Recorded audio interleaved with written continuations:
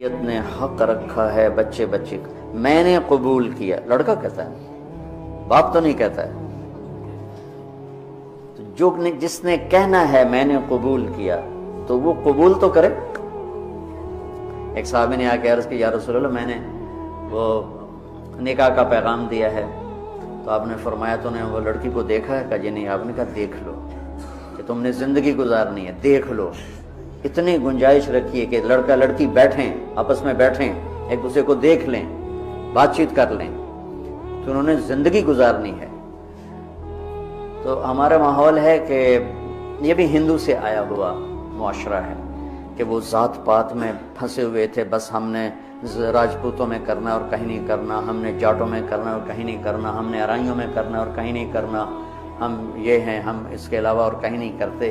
یہ پورے ہمارے ماحول میں ایک چیز رچی ہوئی ہے۔ اس کیمرے کے ذریعے سے لوگ جو سن رہے ہیں، سارا ملک تو نہیں سن رہا ہے لیکن جو سن رہے ہیں، یہ شادی بچے کا معاملہ ہے، بچی کا معاملہ۔ اللہ کے واسطے پوچھا کرو، پوچھے بغیر کرنا زیادتی۔